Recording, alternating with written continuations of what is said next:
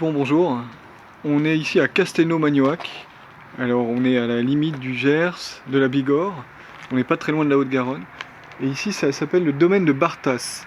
Alors c'est un domaine que vous reconstruisez de toutes pièces avec votre frère Antoine Dupont, que les gens connaissent un petit peu mieux que vous, sans être désagréable.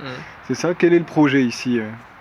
Et le projet, c'est de redonner vie à ce lieu qui a une part importante de notre histoire, puisqu'on a grandi ici avec mon frère et mes parents jusqu'en 2015. On habitait sur place. Et donc, c'était une partie du domaine familial de nos grands-parents qui étaient hôteliers restaurateurs.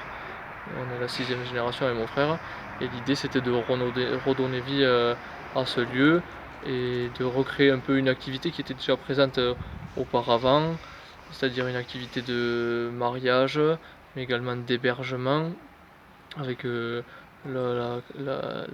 l'existence de chambres d'hôtel sur place, et une partie de la maison qui a été transformée en gîte, et ensuite mais aussi de développer une partie un peu plus tournée vers les professionnels et vers le secteur des séminaires, et mettre en avant aujourd'hui nos activités respectives avec Antoine, c'est-à-dire l'activité d'éleveur de noir de Bigorre pour moi-même avec mon oncle, et une activité de rugbyman professionnel pour mon frère.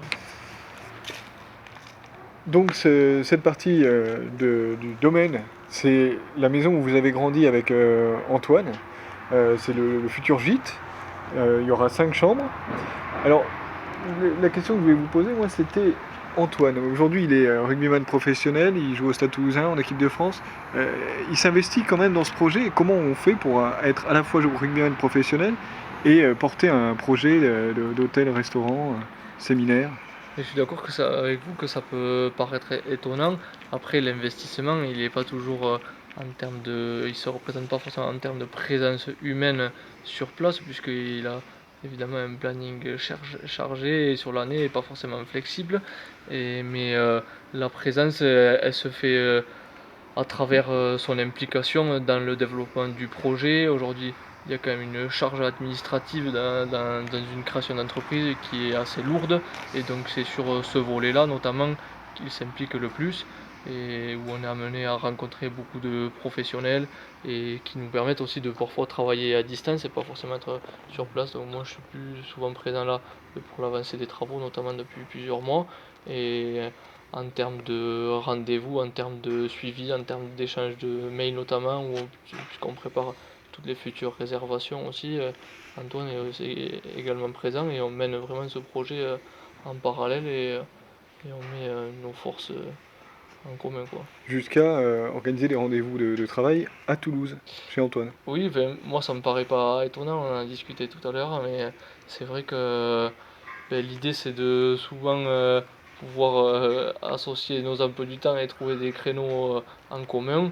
Et c'est toujours quand même plus facile pour moi de me déplacer que pour lui. Donc moi, je vais à Toulouse, et si on peut obtenir un rendez-vous sur Toulouse, on le fait assez facilement. Il y a des plages horaires qui sont prévues à l'avance où il est libre. Donc au lieu de se reposer parfois, on fait un rendez-vous professionnel. Donc Clément, la famille Dupont à Castelnau-Magnoac, c'est des hôteliers restaurateurs, mais pas seulement, comme on peut le voir ici, c'est aussi une longue histoire avec le port noir de Bigorre. Oui, ça fait un peu plus d'une vingtaine d'années maintenant. Et l'histoire est d'autant plus forte que mon oncle et mon père ont participé à un peu toute l'histoire de cette création de filière. Tous les détails un peu de pourquoi et comment ils ont réussi, on va dire, plus que moi, à en arriver là, et à être une vraie force collective aujourd'hui, donc depuis 1997, où il y a eu quelques ports qui ont commencé à repeupler les campagnes bigourdanes, et aujourd'hui où on est une soixantaine d'éleveurs, et une production de quasiment 10 000 cochons à l'année, quoi. Donc votre père et votre oncle ont participé à la création de cette filière en 1997. Vous avez pris la succession de votre père dans l'exploitation familiale où il y a toujours votre oncle, c'est ça, vous êtes au quotidien.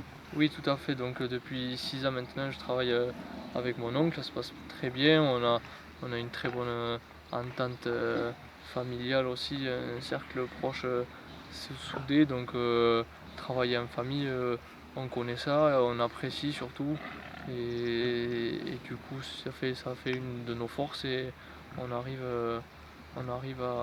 à bien évoluer dans ce système-là aujourd'hui à deux quoi, sur l'exploitation. Merci beaucoup.